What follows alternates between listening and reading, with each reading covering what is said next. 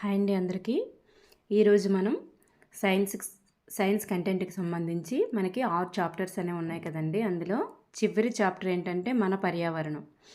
ఆ మన పర్యావరణం అనే దాంట్లో మనకి 4 డివైడ్గా చేయబడ్డాయి. మన పర్యావరణం అని చెప్పేసి 4గా డివైడ్ చేయబడ్డాయి. ఏంటేంటి? వాతావరణము, గాలి, నీరు, జీవవైవిధ్యం. ఈ 4 చాప్టర్లని కూడా మన పర్యావరణంగా మనం చెప్పుకుంటాం.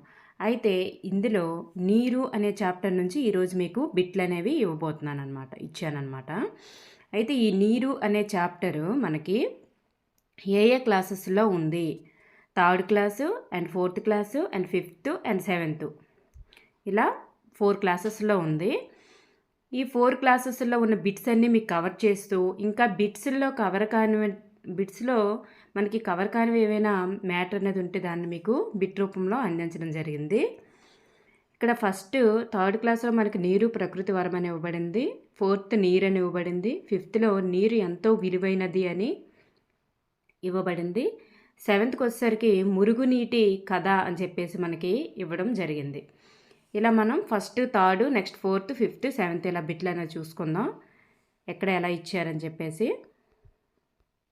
ఇక్కడ ఫస్ట్ బిట్ మనం చూసుకున్నట్లయితే, నేను ప్రకృతి మానవునికి ప్రసాదించిన వరాన్ని, మొక్కలకు జంతువులకు నేను అవసరం, నేను లేకుండా మీరు జీవించలేరు, అయితే నేనెవరిని అని ఎవరు చెప్తున్నారు ఈ మాటలు అంటే నీరు చెప్తుందండి. ప్రకృతి మానవునికి ప్రసాదించిన వరం ఏది అంటే నీరు. ఓకేనండి. ప్రకృతి మానవునికి ప్రసాదించిన వరం నీరు, మొక్కలకు జంతువులకు కూడా నీరు అవసరం, నీరు లేకుండా మీరు జీవించలేరు. చూడండి అది. ఓకేనండి. నెక్స్ట్ వన్, ప్రపంచ జల దినోత్సవం ఎప్పుడు? ప్రపంచ జల దినోత్సవం మార్చి 22. మనకి తెలుగులో కూడా వస్తుంది అది. ప్రపంచ జల దినోత్సవం మార్చి 22. నెక్స్ట్, చలములు అనగా ఏమిటి? చలములు అంటే ఊటలు అని కూడా అంటారు కదండి, అవి అనమాట. నీరు దొరికే సహజమైనటువంటి వనరులు. నీరు దొరికే సహజమైన వనరులు ఏంటి అంటే చలములు. మనం డైరెక్ట్ ఆన్సర్ చెప్పేస్తున్నాను మీకు. అవి మీకు ఆప్షన్స్ అన్నీ చదివితే కనుక మీకు లేట్ అవుతుంది కాబట్టి నేను డైరెక్ట్ ఆన్సర్కి వెళ్ళిపోతున్నాను అనమాట. నీరు దొరికేటటువంటి సహజమైన వనరులు. చూడండి, భూగర్భంలోని నీటి వనరులు అయితే కాదు. నీరు దొరికే సహజమైన వనరులను ఏమంటారంటే చలములు అంటారు. నెక్స్ట్ బిట్ జతపరచడం అండి. ఇది జతపరచడంకి వచ్చేసరికి జలపాతాలు, సెలయేర్లు అనేవి ఎక్కడ ఉండేటటువంటి నీటి వనరులు అంటే అడవి ప్రాంతంలో ఉండే నీటి వనరులు. అడవుల్లో మనకి జలపాతాలు, సెలయేర్లు అనేవి కనిపిస్తాయని. నీటి కొరత అనేది మనకి ఎక్కడికి ఉండేది అంటే అనంతపురంలోని బుక్కవరం, ధర్మవరం. ఆ అనంతపురాన్నే ఇప్పుడు శ్రీ సత్యసాయి జిల్లాగా మార్చారు కదండి. అది అనంతపురం. మనకి అనంతపురం అని ఇవ్వచ్చు, లేదా శ్రీ సత్యసాయి అని కూడా ఇవ్వచ్చు. అక్కడ బుక్కవరం, ధర్మవరం అనే ప్లేసుల్లో మనకి నీటి కొరత అనేది ఉంది అని ఇచ్చారు టెక్స్ట్ బుక్లో. నెక్స్ట్, ఆనకట్టలు, కాలువలు అనేవి మానవ నిర్మిత నీటి వనరులు. మనకి మ్యాచ్ ద ఫాలోయింగ్ ద్వారా బోల్డ్ బిట్లు అనేవి మనం గెయిన్ చేసే అవకాశం ఉంటుంది. మ్యాచ్ ద ఫాలోయింగ్స్ అనేవి మోస్ట్ ఇంపార్టెంట్. ఆనకట్టలు, కాలువలు అని చెప్పేసి మానవ నిర్మిత నీటి వనరులు అనమాట. మనకి ఇప్పుడంతా ఏపీపీఎస్సి పేపర్ తయారు చేస్తుంది. ఒకప్పుడు డిఎస్సి వాళ్ళు పేపర్ తయారు చేసేవాళ్ళు, ఇప్పుడు ఏపీపీఎస్సి తయారు చేస్తుంది. ఏపీపీఎస్సి పేపర్ చూస్తే గ్రూప్ 1 కానీ, గ్రూప్ 2 కానీ, లేదా other competitive, constable and SI ఇలాంటివి ఏవైనా మీరు చూడండి. ఒక డిఎస్సి టెట్ పేపర్లు మాత్రమే చెక్ చేయడం కాదు, కానిస్టేబుల్, ఎస్ఐ పేపర్లు చెక్ చేయండి. అంతా కూడా మ్యాచ్ ద ఫాలోయింగ్లోనే ఉంటుందన్నమాట. అందువల్ల మ్యాచ్ ద ఫాలోయింగ్లోనే మనం నేర్చుకోవడం, అలా గుర్తుపెట్టుకోవడం, అలా మనం టాలీ చేసుకొని చదవడం వల్లే మనకి బిట్స్ అనేవి బాగా గుర్తుంటాయి. నెక్స్ట్ ఎక్కువ మ్యాటర్ కూడా గెయిన్ చేసే అవకాశం ఉంటుంది. ఇక్కడ బావులు అనేవి గ్రామాల్లో ఉండేటటువంటి నీటి వనరులు. చూడండి, మానవ నిర్మిత నీటి వనరులు అంటే ఆనకట్టలు, కాలువలు. ఓకేనండి. నీటి కొరత అనంతపురం లేదా శ్రీ సత్యసాయి జిల్లా, అది బుక్కవరం, ధర్మవరం.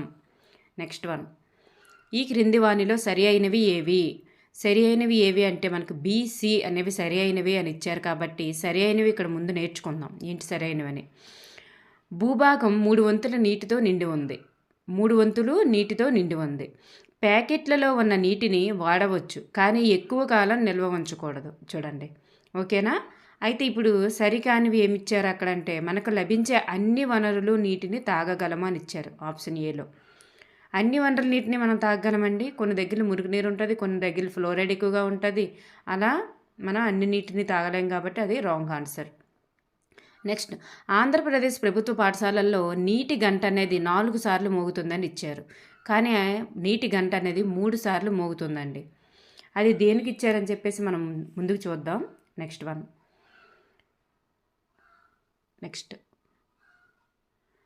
6th బిట్, వాన చినుకు మేఘాల నుండి జారి పడుతుంది. ఇందులో చూడండి, క్రింది వానలో సరి అయినది ఏది? సరి అయినది ఏది అంటే మనకు ఆన్సర్లో పైవన్నీ అని చెప్పుకున్నాం కాబట్టి ఆన్సర్ పైవన్నీ అని చెప్పుకున్నాం కాబట్టి ఇక్కడ ఆప్షన్ 1, 2, 3 అన్నీ కూడా ఆన్సర్ అవుతాయి. వాన చినుకు మేఘాల నుండి జారి పడుతుంది. మొక్కలు జంతువులు జీవించడానికి నీరు చాలా అవసరం. మనకు ముఖ్యంగా తాగడానికి నీరు అవసరం. చూడండి, ఈ 3 కూడా సరి అయినవే. వాన చినుకు మేఘాల నుండి జారిపడుతుంది, ఓకే. మొక్కలు జంతువులు జీవించడానికి నీరు అవసరం. మనకు ముఖ్యంగా తాగడానికి కూడా నీరు అవసరం, ఓకే. నెక్స్ట్ 1, క్రింది వానిలో నీటి యొక్క ఉపయోగం కానిది ఏది? నీటి యొక్క ఉపయోగం అయితే కాదంట. అది ఏంటి అంటే మనకి ఆప్షన్స్ 3 కూడా ఆన్సర్ ఏది కాదని ఇచ్చారు. అయితే ముందు ఆన్సర్ పక్కన పెట్టి ఆప్షన్స్ చూస్తే స్నానం చేయుటకు నీరు అవసరం, త్రాగడానికి నీరు అవసరం, బట్టలు ఉతుక్కోవడానికి అవసరం. అయితే ఈ 3ంటికి అవసరమే కాబట్టి ఆ 3 ఆప్షన్స్ కావు కాబట్టి ఆన్సర్ ఏది కాదు. ఓకేనండి. నెక్స్ట్ 1, క్రింది వాటిలో సరి కానిది ఏది? మీరు ఆన్సర్ చదివేటప్పుడు క్వశ్చన్ చదివేటప్పుడు సరి అయినది అని అడుగుతున్నారా, సరి కానిది అని అడుగుతున్నారా అనేది మాత్రం కేర్ఫుల్గా 2 సార్లు చదవండి. సరి కానిది ఏది ఇక్కడ? ఓకేనండి. అయితే ఆప్షన్స్ చూసుకున్నట్లయితే మనకి ఆన్సర్ 1 అని చెప్పేసి మనం ఇక్కడ చెప్పుకున్నాం. కానీ ముందు ఆన్సర్ 1 చూద్దాము. ఓకే అయిన తర్వాత ఆన్సర్ 3 మిగతా 3 ఆప్షన్స్ ఎందుకు కావనేది చెక్ చేద్దాం. ఫస్ట్, నీరు లేనప్పటికీ వంటలు వండుటకు ఎలాంటి సమస్య ఉండదట. ఇది నీరు లేకపోతే మనకి వంటలు వండడానికి సమస్య ఉంటుంది కదండి. సో అది సరికాదు.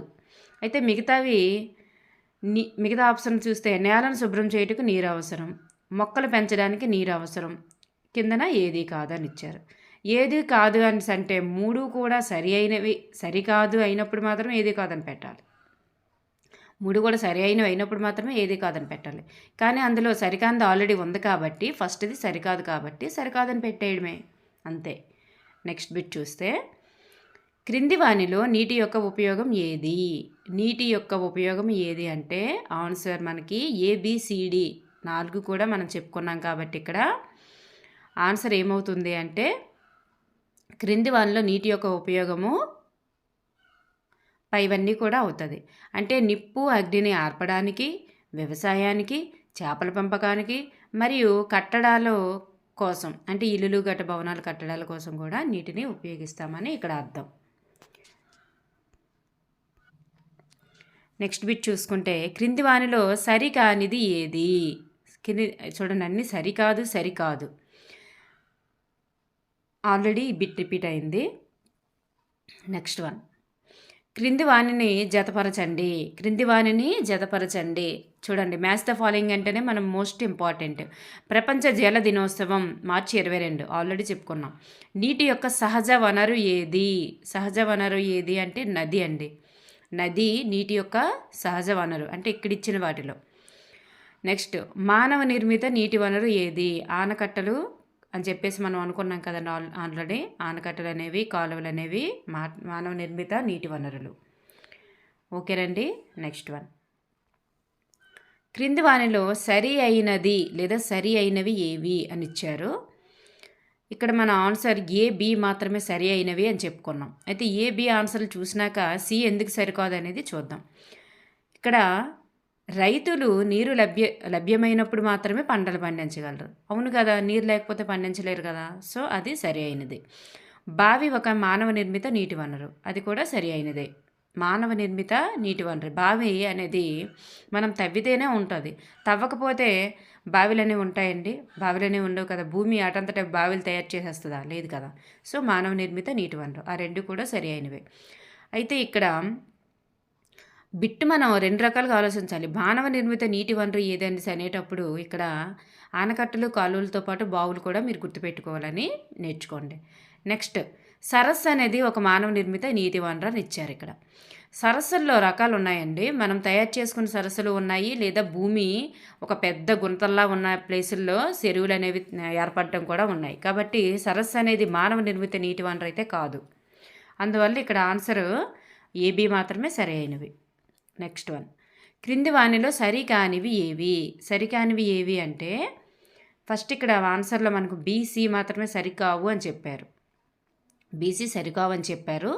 ఏ అనేది సరి అయిందని చెప్పారు.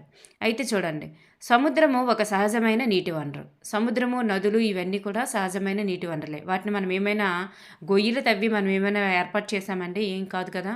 సో అది సరి అయిన వాక్యం. కానీ మనకు సరికానివి అడిగారు కాబట్టి కిందవి మాత్రం సరికాదంట. బోరుబావి అనేది సహజమైన నీటి వనరు అన్నాడు. బోరుబావి సహజమైనది కాదు, మనం తయారు చేస్తాం. చేతి పంపు కూడా మనం తయారు చేసిందే. సో ఈ రెండు కూడా సరికాదు. నెక్స్ట్ బిట్ చూస్తే చాలా గ్రామాల్లో ఎక్కడి నుండి నీరుని తెచ్చుకుంటారు? గ్రామాల్లో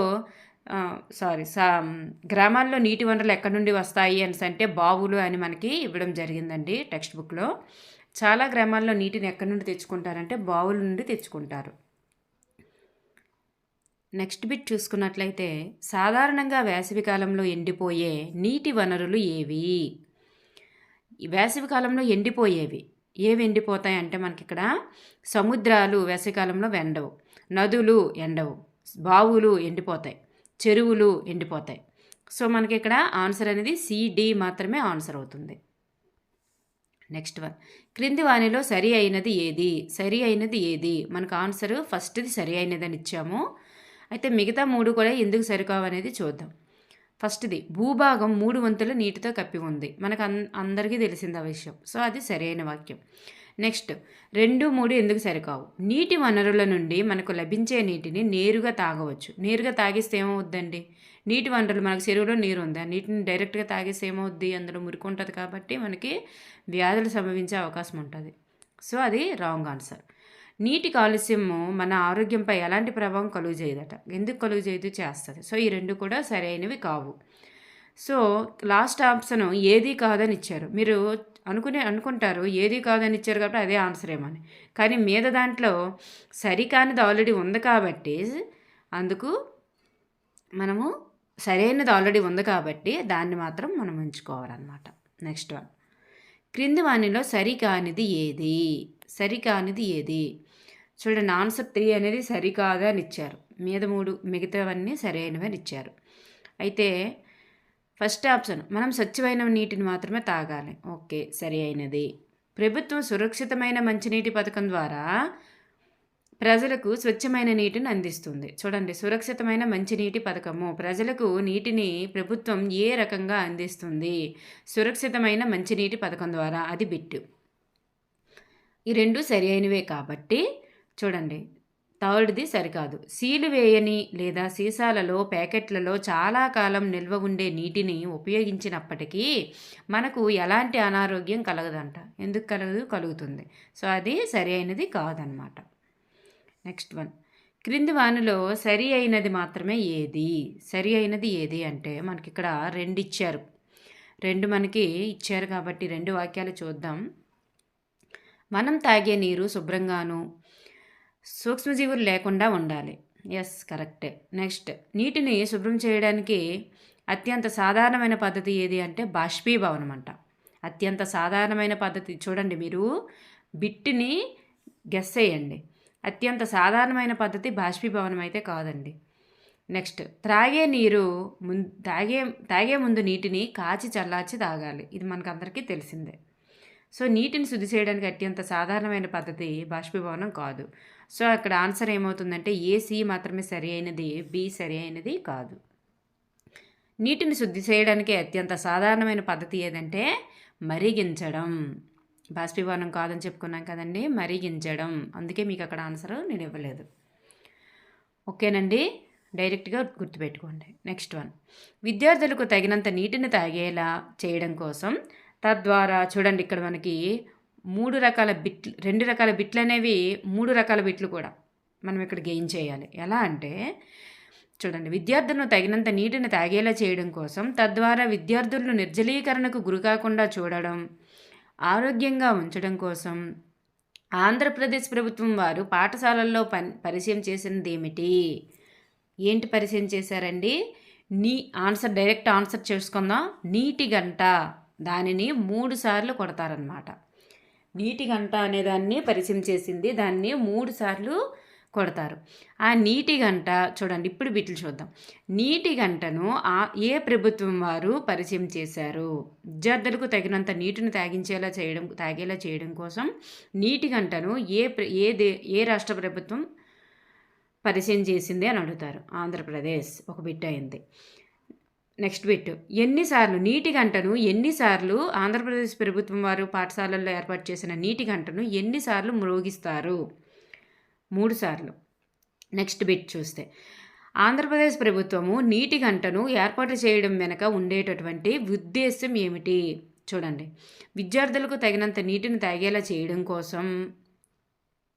ఎందుకు ఏర్పాటు చేశారంటే తగినంత నీటిని తాగేలా చేయడం కోసం. నెక్స్ట్, తద్వారా విద్యార్థుల యొక్క నిర్జలీకరణకు గురి కాకుండా చూడడం కోసం, ఆరోగ్యంగా ఉంచడం కోసం. 3 ఆప్షన్స్. ఓకేనండి, అక్కడ 3 బిట్లు, లాస్ట్ బిట్కి 3 ఆప్షన్స్. ఆ 3 ఆప్షన్స్ కూడా మీరు గుర్తుపెట్టుకోవాలి. తగినంత నీటిని తాగేలా చేయడం కోసం, విద్యార్థులకు నిర్జలీకరణకు గురి కాకుండా చూడడం కోసం, అలాగే ఆరోగ్యంగా ఉంచడం కోసం అని. నీటి గంట ఎన్నిసార్లు మోగుతుంది అంటే 3 సార్లు. నెక్స్ట్ వన్, నీటి బాటిళ్లను తరచుగా దేనితో కడగాలి? చూడండి, నీటి బాటిళ్లను తరచుగా దేనితో కడగాలి అంటే ఉప్పుతో కడగాలి. ఉప్పు నీటితో కడగాలి. ఓకేనండి. నెక్స్ట్ వన్, నీటిని ఆదా చేయు పద్ధతి ఏది? నీటిని ఆదా చేసే పద్ధతి ఇక్కడ పైవన్నీ అని చెప్పుకున్నాం కాబట్టి ఇక్కడ త్రాగడానికి చిన్న గ్లాసును మాత్రం ఉపయోగించాలి. బకెట్ నిండి నీరు పొర్లిపోయేలా చేయకూడదు. నీటి ట్యాంకులు నిండిన వెంటనే విద్యుత్ మోటార్ ఆపివేసేయాలి. చూడండి, ఈ 3 కూడా నీటిని ఆదా చేసే పద్ధతులు. నెక్స్ట్ వన్, నీటిని ఆదా చేసే పద్ధతి కానిది ఏది? కానిది ఏది అంటే పైవేది కూడా కాదు అని ఇక్కడ ఆన్సర్ చెప్పుకున్నాం కాబట్టి ఈ 3 కూడా నీటిని ఆదా చేసే పద్ధతులు అవుతున్నట్లు అనమాట. నీటిని ఆదా చేసే పద్ధతులు అవుతున్నాయి. మనకి కానిది ఏదని అడిగాడు కాబట్టి మనం ఇక్కడ ఏది కాదని పెట్టేశాం. అయితే ఏంటేంటి నీటిని ఆదా చేసే పద్ధతులను చూసుకుంటే, గొట్టాలు సాకెట్లు కారకుండా ఎప్పటికప్పుడు తనిఖీ చేయాలి. నీరు పాత్రలపై నుండి పొర్లిపోనివ్వకూడదు. దంతాలు శుభ్రం చేసుకునేటప్పుడు నీరు వాడిన వెంటనే కొలాయి కట్టేయాలి. ఈ 3 కూడా నీటిని ఆదా చేసే పద్ధతులే కాబట్టి కానిది ఏది అంటే ఏది కాదని పెట్టుకున్నాం. నెక్స్ట్, మనకు ప్రధాన నీటి వనరు ఏది? మనకు ప్రధానమైన నీటి వనరు ఏది అంటే వర్షము. ఇది మోస్ట్ ఇంపార్టెంట్ బిట్ అండి. ఇక్కడ ప్రధానమైన నీటి వనరు ఏదేనంటే సముద్రం పెట్టేస్తాము, కాలువ పెట్టేస్తాం, ఏదో ఒకటి పెట్టేస్తాం. కానీ వర్షం అనేటటువంటి ప్రధానము అంటే కీవర్డ్ గుర్తుపెట్టుకోండి. అక్కడ సహజమా కృత్రిమమా అని అడగలేదు. ప్రధానం అని అడిగారంటే వర్షం అని గుర్తుపెట్టుకోవాలి. నెక్స్ట్ వన్, క్రింది వానిలో సహజ నీటి వనరు కానిది ఏది? సహజం కానిది ఇక్కడ ఓటబావులు అన్నారు, అవి సహజమైనవే. సెలయేర్లు సహజమైనవే, సముద్రాలు సహజమైనవే, బోరు పంపులు అనేవి సహజమైనవి కావు, మనం అవి తయారు చేస్తాం కాబట్టి. నెక్స్ట్, క్రింది వానిలో సహజ నీటి వనరు ఏది? సహజ నీటి వనరు అంటే గొట్టపు బావులు, ఆనకట్టలు, బావులు ఏది కాదు అన్నాడు. సో మనకి ఇవన్నీ కూడా, ఈ 3 కూడా మనకి సహజ నీటి వనరులు కాదండి. అవి కృత్రిమంగా మనం ఏర్పాటు చేస్తాం. గొట్టపు బావులు ఏర్పాటు చేస్తాం, ఆనకట్టలు ఏర్పాటు చేస్తాం, బావులు ఏర్పాటు చేస్తాం. కాబట్టి ఇందులో ఏదైనా సహజ నీటి వనరు ఉందా? లేదు కాబట్టి ఏది కాదని పెట్టేయడమే. ఇక్కడ మనకి 3rd క్లాస్ నుంచి మోస్ట్ ఇంపార్టెంట్ చూస్తే వాన చినుకులకి ఏమని చెప్పుకుంటామంటే మేఘాలు చల్లగాలి వలన చల్లబడి చిన్న బిందువులుగా మారతాయి.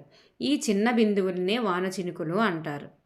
ఓకేనండి, మనకి కిందన ఆప్షన్స్ ఇచ్చినప్పుడు తెలుస్తుంది ఆ బిట్ అనేది ఎలా ఉంటుందని. ఇప్పుడు వాన చినుకులు ఒక బిట్టేనా అనుకుంటాం. ఆప్షన్స్లో వర్షము, అవక్షేపము, నీటి ఆవిరి, లేకపోతే ఏదో లేకపోతే బాష్పాలు ఇలా ఇస్తాడనమాట. ఇచ్చినప్పుడు మనకు తెలుస్తుంది అన్నీ ఒకలాగే ఉన్నాయి అని.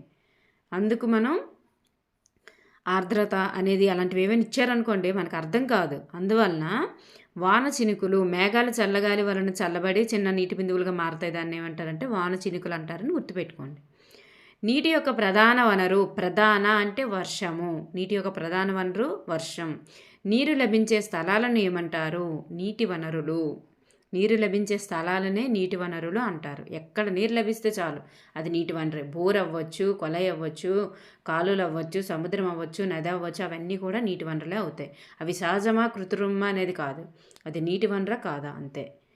మనకు అవసరాలకు సరిపడా నీరు లభించకపోవటం ఏమంటారంటే నీటి కొరత లేదా నీటి ఎద్దడి అంటారు. సరైనంత నీరు మనకి అందలేదు అనుకోండి, లభించలేదు అనుకోండి, అప్పుడు అక్కడ నీటి కొరత ఏర్పడింది లేదా నీటి ఎద్దడి ఏర్పడింది అంటారు. మనకు ఆప్షన్స్లో నీటి కొరత అని ఇవ్వలేదు అనుకోండి, నీటి ఎద్దడి ఇస్తాడు. అప్పుడు మనకి దానికి కూడా మీనింగ్ తెలిస్తేనే ఇక్కడ చేయగలుగుతాం. అందుకే మీకు 2 పేర్లు గుర్తుపెట్టుకోండి. ఇక్కడికి 3rd క్లాస్ అయింది. ఇప్పుడు 4th క్లాసు. 4th క్లాస్ చెరువు నిర్మాణంలోని వివిధ దశలను క్రమ పద్ధతిలో అమర్చండి. చెరువుని ఎన్ని రకాలుగా ఏ దశల్లో నిర్మిస్తారని చెప్పేసి ఇక్కడ మనకి దశలు ఇచ్చారండి. ఫస్ట్గా మనకి BDCA అని మనం చెప్పుకున్నాం కాబట్టి వరద నీరు వనరులను చెరువు నిర్మాణానికి తగిన స్థలాన్ని గుర్తిస్తాం. ఫస్ట్ ఎక్కడ చెరువు తవ్వాలి అని చెప్పేసి ఎక్కడ తవ్వాలని చెప్పేసి గుర్తిస్తారు. నెక్స్ట్ వన్ ఏం చేస్తారు? చెరువుని తవ్వేసి దానికి మట్టితో గట్టు నిర్మిస్తారనమాట. చెరువుని తవ్వేసి గట్టు నిర్మిస్తారు. నెక్స్ట్ ఏం చేస్తారు? రాళ్లతో నిర్మించినటువంటి గట్లు నీటిని నిల్వ చేయడానికి ఉపయోగిస్తారు. ఈ చెట్టు మట్టితో నిర్మించిన తర్వాత రాళ్లతో చుట్టుగట్టుని నిర్మిస్తారు. తర్వాత ఏం చేస్తారు? చెరువుకు నీరు ప్రవహించే ప్రాంతాల నుండి కాలువలను తవ్వుతారనమాట. చెరువుకు నీరు ఎలా వస్తుందని చెప్పేసి చెరువులో నుంచి నీటిని బయటికి పంపించడం కోసం కాలువల్ని తవ్వుకుంటారనమాట. ఇలా చేస్తారు. నెక్స్ట్ వన్, నదుల నీటితో చెరువులను నింపడానికి కాలువలను తవ్వే జిల్లాలు ఏమిటి? నదుల నుంచి చెరువుల్లోనికి నీరు తెచ్చుకుంటున్నారండి. నదులు ఎక్కడెక్కడైతే ఉంటాయో ఆ ఏరియాల్లో ఉన్న ప్రజలు ఆ నదుల్లో నుండి చెరువుల్లోనికి నీరుని తెచ్చుకుంటారంట. వాళ్ళు ఎవరెవరు అంటే కృష్ణ, తూర్పుగోదావరి, పశ్చిమ గోదావరి. మనకు టెక్స్ట్ బుక్లో ఏమి ఇచ్చారంటే కృష్ణ ఉభయ గోదావరులు అని ఇచ్చారు. కృష్ణ ఉభయ గోదావరి అంటే మనకి తూర్పుగోదావరి, పశ్చిమ గోదావరి అని గుర్తుపెట్టుకోవాలి. కాబట్టి ఇక్కడ కృష్ణ, తూర్పుగోదావరి, పశ్చిమ గోదావరి. Next one, Bukkapatnam, Dharmavaram. మనం ఎక్కడ చెప్పుకున్నాం ఈ 2 ప్లేసులు? అనంతపురం లేదా సత్యసాయి జిల్లాలో ఉంటాయని చెప్పుకున్నాం కదా. అనంతపురం లేదా సత్యసాయి జిల్లాలో ఉంటాయి. బుక్కపట్నం, ధర్మవరం ఈ 2 చెరువులు ఏ రకానికి చెందినవి? ఇక్కడ మనం చూసుకుంటే కృష్ణా ఉభయ గోదావరిలోని చెరువులు ఎలా చేస్తారంటే నదుల నుండి చెరువుల్లోనికి నీరు తెచ్చుకుంటారు. నదుల నుండి చెరువుల్లోనికి నీరు తెచ్చుకుంటారు అంటే కృష్ణా ఉభయ గోదావరి గుర్తుపెట్టుకోండి. ఇక్కడ చెరువుల నుండి చెరువుల్లోనికి చూడండి. బుక్కపట్నం, ధర్మవరం చెరువులు ఏ రకాన్ని చెందినవంటే వర్షాకాలంలో నీరు ఒక చెరువు నుండి మరొక చెరువులోనికి ప్రవహిస్తుందంట. ఒక చెరువు నుండి ఇంకో చెరువులోనికి ప్రవహిస్తుంది అంటే బుక్కపట్నం, ధర్మవరం శ్రీ సత్యసాయి జిల్లా లేదా అనంతపురంలో ఉంటాయి అని గుర్తుపెట్టుకోండి. Okay, thank you. Next one, నీటి శుద్ధి కేంద్రంలో లేని పరికరం ఏది? నీటి శుద్ధి కేంద్రంలో మనకి 5 దశలు ఉన్నాయండి. నీటి శుద్ధి కేంద్రంలో మనకి 5 దశలు ఉన్నాయి. ఫస్ట్ది తేరుస్తుంది, నెక్స్ట్ వడపోస్తుంది, నెక్స్ట్ క్లోరినేషన్ చేస్తుంది, నెక్స్ట్ వన్ ట్యాంక్కి వెళ్తుంది, ట్యాంక్ నుంచి ఇళ్ళకి వెళ్తుంది. ఇలా 5 దశలు ఉన్నాయి. ఈ 5 దశల్లో కూడా ఈ నీటి శుద్ధి కేంద్రంలో లేని పరికరం ఏది? చూడండి, ఇక్కడ తేర్చే తొట్టి అనేది ఉంటుంది, వడపోసిన తొట్టి ఉంటుంది, క్లోరినేషన్ తొట్టి కూడా ఉంటుంది. కానీ నీటి ప్రవాహ తొట్టి అనేది మాత్రం ఇక్కడ ఉండదు. నీటి ప్రవాహ తొట్టి అనేది ఇక్కడ ఉండదు. ఎక్కడ ఉంటుందంటే మురుగునీటి శుద్ధి కేంద్రం ఉంటుంది కదండి, అక్కడ ఉంటుంది. కానీ అక్కడ ప్రవాహ వేగాన్ని తగ్గిస్తారని ఉంటుంది. కానీ ఇక్కడ ప్రవాహ తొట్టె అని చెప్పేసి మాత్రం ఎక్కడ ప్రస్తావన రాలేదు. తేర్చే తొట్టె, వడపోత తొట్టె, క్లోరినేషన్ తొట్టె ఈ 3 తొట్టెలు వరుస మీద ఉంటాయండి. 3.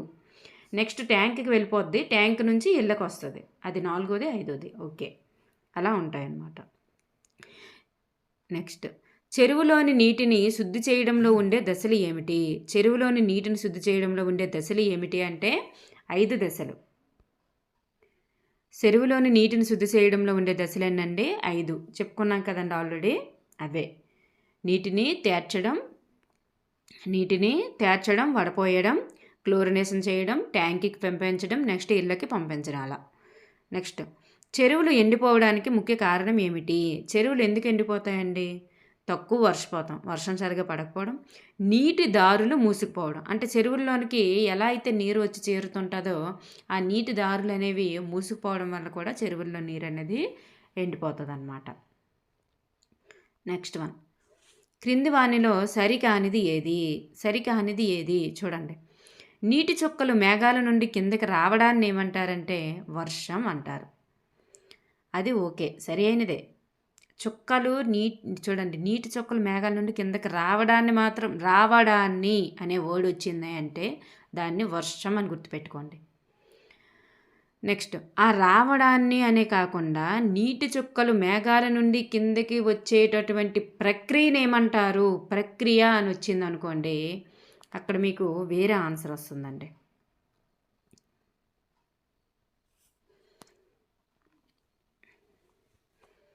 ఆ నీటి చుక్కలు నీరుగా మారే ప్రక్రియను ఏమంటారంటే అవపాతం అని అంటారు. నెక్స్ట్ వన్, నీరు ఆవిరిగా మారడాన్ని ఏమంటారంటే బాష్పీభవనం అంటారు. నీరు ఆవిరిగా మారడాన్ని ఏమంటారండి? బాష్పీభవనం. అయితే నీటి ఆవిరి నీరుగా మారడాన్ని మాత్రం ఘనీభవనం అంటారండి. నీటి ఆవిరి అది వాయు రూపంలో ఉంది కదండి, అది నీరుగా మారడాన్ని మాత్రం ఘన రూపంలోకి మారుతున్నట్లు అర్థం. వాయు రూపం వచ్చి నీరుగా మారితే దాన్ని ఘనీభవనం అంటారు తప్పితే ద్రవీభవనం మాత్రం అనరు. నీరు మంటగా మారడాన్ని ఘనీభవనం అంటారంట. నీరు ఇక్కడ ఏదో రాంగ్ ఉంది, 4th ఆప్షన్ అక్కడ వదలండి. థర్డ్ ఆప్షన్ మాత్రం సరైనది అయితే కాదు, ఘనీభవనం అని. సరి అయిన వాక్యం ఏది? క్రింది వానిలో సరి అయిన వాక్యం ఏంటంటే ABCD అన్నీ కూడా సరి అయినవి. నేలలోని కొన్ని పదార్థాలు నీటిలో కరగడం వల్ల నీటికి రుచి వస్తుంది, సరైన వాక్యం. నీటికి పదార్థాలను కరిగించే గుణం ఉంది, సరైన వాక్యం. పప్పు పిండి నీటిలో కరగవు. ప్రతి గ్రామ చెరువుకి ఒక చరిత్ర ఉంటుంది. ఎస్, చూడండి, పప్పు పిండి అనేవి ఇక్కడ నీటిలో కరగవు అని ఇచ్చారు. ఓకేనండి. నెక్స్ట్ వన్, సాధారణంగా గ్రామాలలో నీటి వనరు ఏది? నీటి వనరు ఏదండి? సాధారణంగా గ్రామాల్లో నీటి వనరు చెరువు. కృత్రిమమైన నీటి వనరు ఏదండి? బోరుబావులు. నెక్స్ట్, క్రింది వానిలో ఆంధ్రప్రదేశ్లోని శ్రీ సత్యసాయి జిల్లాలోని ఉండే చెరువులు ఏమిటి? మనం చెప్పుకున్నాం ఆల్రెడీ, బుక్కపట్నం చెరువు, ధర్మవరం చెరువు. వీటి యొక్క ప్రత్యేకత ఏంటంటే ఒక చెరువు నుంచి ఇంకో చెరువులోనికి నీరు వెళ్తుంది, చెరువు టు చెరువు. ఓకేనండి. సత్యసాయి లేదా అనంతపురం జిల్లా. నెక్స్ట్, క్రింది వానిలో సరి అయినది ఏదంటే చెరువులోని నీటిని నేరుగా త్రాగితే టైఫాయిడ్, కలరా మరియు నీళ్ల విరోచనాలు వంటి వ్యాధులు వస్తాయి. ఇది సరి అయిన వాక్యం. మీకు నేను ఎందుకు కంగారుగా చెప్తున్నాను అంటే మీకు ఇవన్నీ చదివి వినిపిస్తే వీడియో లెందీ అయిపోద్ది. మీరు కావాలంటే వీడియోని ఆఫ్ చేసి చదువుకోండి. నెక్స్ట్ వన్, గ్రామాలలోని చెరువులు కలుషితం అగుటకు కారణం ఏమిటి? కలుషితం అవడానికి ఇవన్నీ కూడా కారణాలే. చెరువులో స్నానాలు చేయడం, బట్టలు ఉతకడం, పశువులు వాహనాలు కడగడం, ఇవన్నీ కూడా సరైన కారణాలే. గ్రామాలలోని చెరువులు కలుషితం అగుటకు కారణం కానిది ఏది? కారణం కానిది అంటే ఇంట్లోని వ్యర్థాలను ఊరికి దూరంగా ఖాళీ స్థలంలో పడేస్తారనుకోండి, చెరువులు కలుషితం అవుతాయా? అవ్వవు. సో అది మంచి పని. సో అలాంటి పనులు అనేవి చేయాలి కలుషితం కాకుండా. నెక్స్ట్ వన్, కర్మాగారాల నుండి వెలువడే రసాయన వ్యర్థాలు వేటిని కలుషితం చేస్తున్నాయి అంటే చెరువులోని నీటిని మరియు భూగర్భ జలాల్ని, ఈ రెండింటిని కూడా కలుషితం చేస్తున్నాయి. నెక్స్ట్ వన్, క్రింది వానిలో సరి అయినది ఏది? పైవన్నీ కూడా సరి అయినవే. చూడండి, నీరు ఎలా కలుషితమవుతుందని చెప్పేసి మల విసర్జన చేయడం, గణేశ విగ్రహాలను చెరువులో వేయడం, నెక్స్ట్ మురుగునీటిని కూడా చెరువులోనికి విడుదల చేయడం, ఇవన్నీ కూడా సరి అయినవే. నెక్స్ట్ బిట్, గ్రామీణ ప్రాంత ప్రజలకు స్వచ్ఛమైన త్రాగునీటిని అందించే బాధ్యతను తీసుకున్నది ఎవరు? గ్రామీణ ప్రాంత ప్రజలకు స్వచ్ఛమైన తాగునీటిని అందించే బాధ్యతను ఎవరు తీసుకున్నారండి? పంచాయతీ వారు. గ్రామము అన్నారు కదండి, గ్రామం అంటే పంచాయతీయే. మీరు ఏ NTPF దళమో EMS దళమో పెట్టియొద్దు, పంచాయతీ. ఓకే. గ్రామీణ నీటి పథకంలో భాగంగా నిర్మించబడింది ఏది? ఓవర్ హెడ్ ట్యాంకులు అండి. ట్యాంకులు అంటాం కదా, వాటర్ ట్యాంకులు, వాటిని ఓవర్ హెడ్ ట్యాంక్స్ అంటారు. వీటినే గ్రామీణ నీటి పథకాల్లో భాగంగా నిర్మించారన్నమాట. నెక్స్ట్ వన్, క్రింది వానిలో నీటి శుద్ధి కేంద్రం యొక్క భాగం కానిది ఏది? నీటి శుద్ధి కేంద్రంలో తీర్చే తొట్టె, వడపోత తొట్టె, నెక్స్ట్ క్లోరినేషన్ తొట్టె, నిల్వ చేసే తొట్టె. నిల్వ చేసే తొట్టె అంటే ట్యాంకులకు పంపించడం అన్నాం కదండి, అది అనమాట. నెక్స్ట్ ఇళ్ళకి పంపించేయడం, సరఫరా. ఇలా 5 ఉంటాయి అన్నమాట పద్ధతులు. ఇక్కడ వరకు తొట్టెలు 5వది మాత్రం సరఫరా అనమాట, ఇంటికి సరఫరా చేసేది. ఇలా ఇవన్నీ కూడా ఉంటాయి కాబట్టి భాగం కానిది ఏదో అన్నాడు కాబట్టి పైవేది కూడా కాదని పెట్టేయడమే. నెక్స్ట్, క్రింది నీటి శుద్ధి కేంద్రంలోని దశల యొక్క సరైన క్రమం ఏమిటి?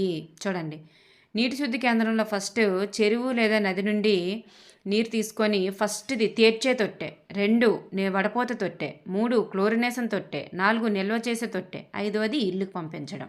నేను చెప్పిందేనండి, ఇంకేం లేదు. నెక్స్ట్ వన్, క్రింది వాణిని జతపరచండి.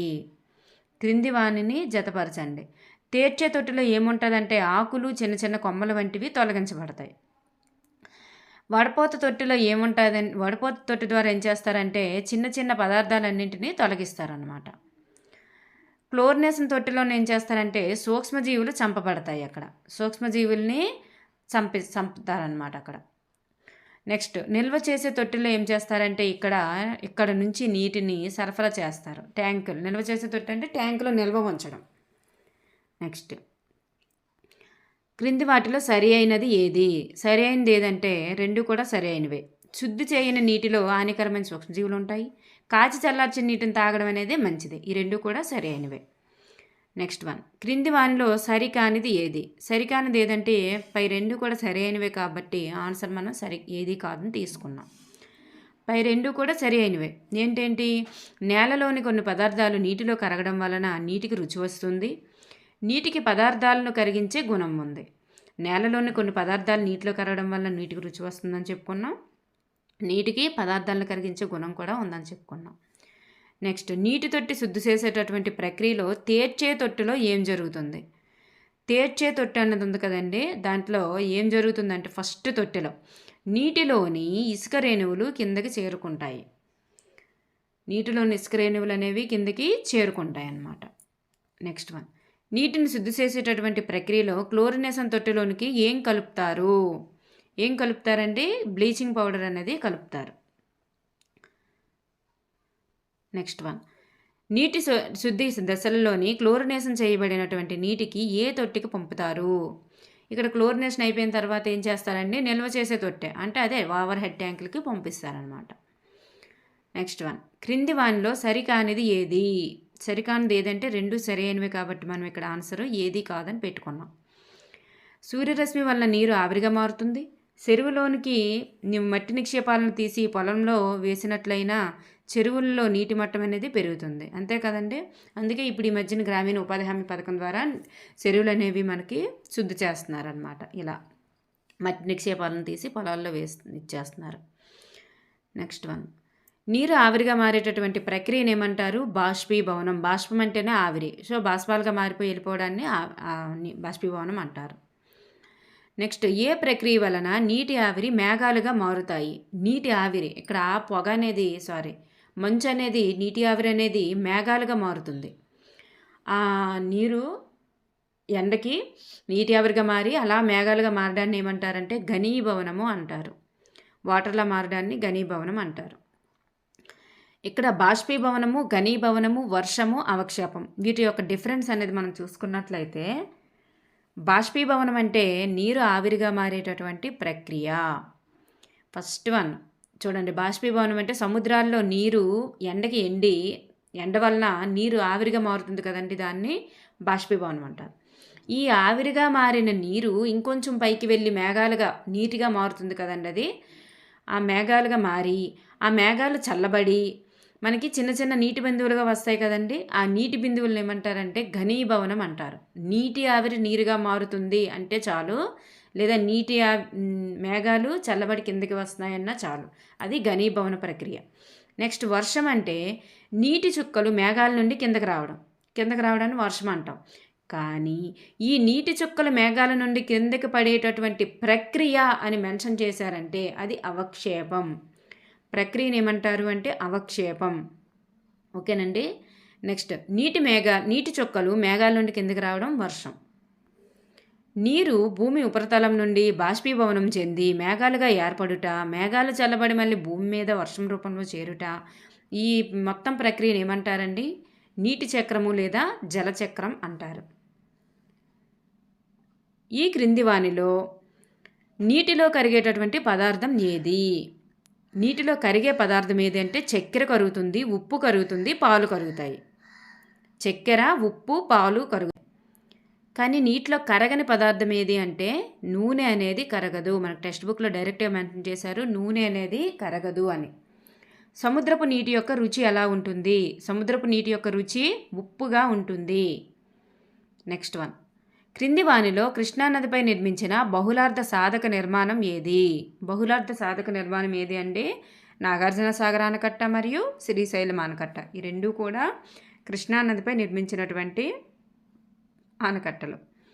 గోదావరి నదిపై ధవళేశ్వరం వద్ద నిర్మించబడినటువంటి ఆనకట్ట ఏది?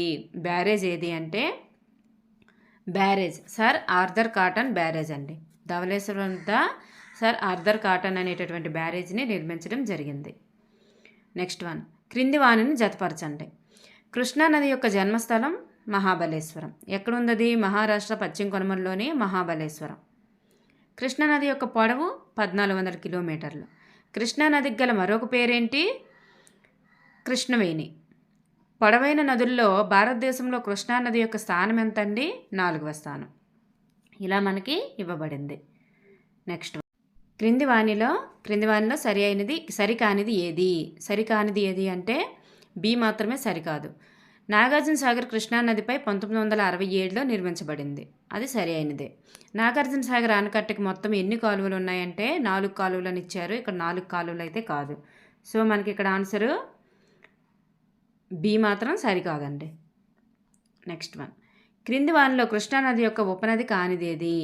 ఉపనది కానిదేది అంటే ఉపనదులు ఏవి అంటే భీమా, గాయత్రి, మున్నేరు. ఈ 3 కూడా కృష్ణానది యొక్క ఉపనదులేనండి. యమున అనేది కాదు. యమున అనేది కాదండి. నెక్స్ట్ వన్, ఎన్టీఆర్ జిల్లాలో విజయవాడలో కృష్ణానదిపై నిర్మించబడిన ఆనకట్ట ఏది? ఎన్టీఆర్ జిల్లాలోని విజయవాడలో కృష్ణానదిపై నిర్మించబడిన ఆనకట్ట ఏదండి? ప్రకాశం బ్యారేజ్.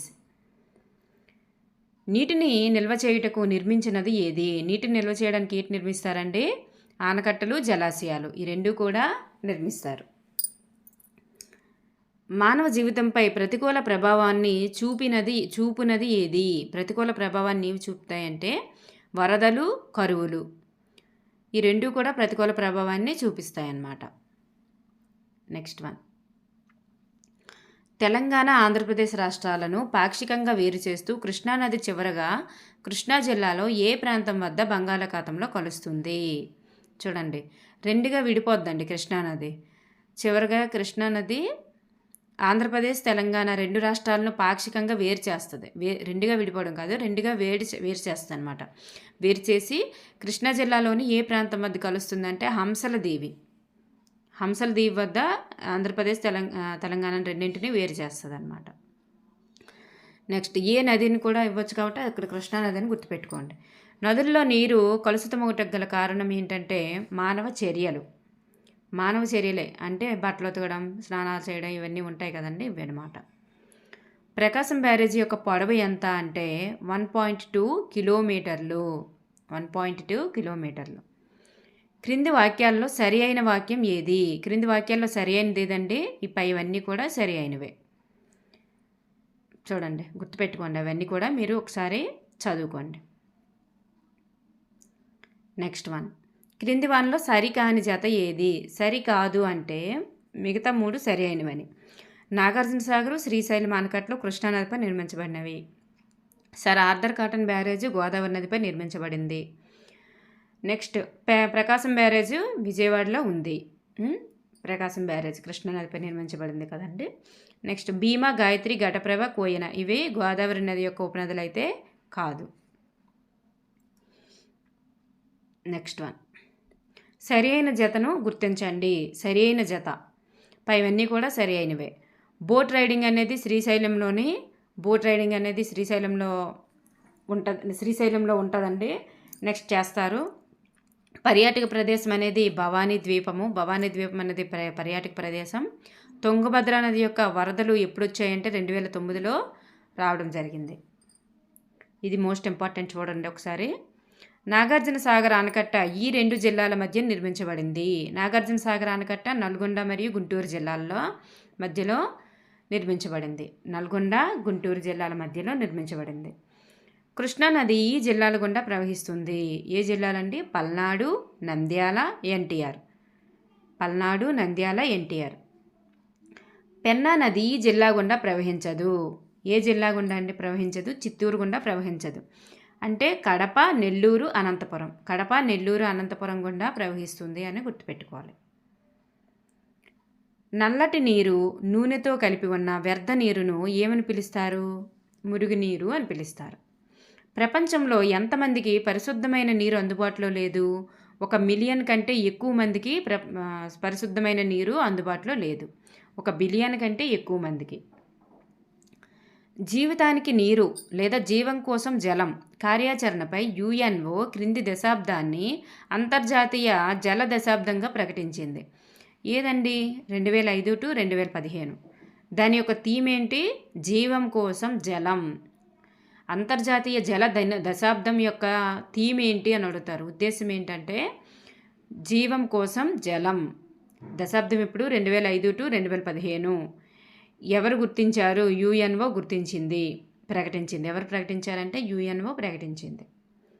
ప్రపంచ జల దినోత్సవం మార్చి 22. యుఎన్ఓ జీవం కోసం జలం కార్యాచరణను రూపొందించిన సంవత్సరం ఏదంటే 2005లోనే. 2005 టు 2015 వరకు అనమాట. వృధా నీటిని శుద్ధి చేసే ప్రక్రియను ఏమంటారు? మురుగునీటి శుద్ధి. వృధా నీటిని శుద్ధి చేసే ప్రక్రియ మురుగునీటి శుద్ధి. మురుగులో ఏముంటాయండి? ఎక్కువ భాగం నీరుంటుంది, కరిగిన మలినాలు ఉంటాయి, తేలియాడే మలినాలు కూడా ఉంటాయన్నమాట. మురుగులో ఏముండవనంటే నాచు మొక్కలు అనేవి ఉండవు. నాచు మొక్కలు ఉండవన్నమాట.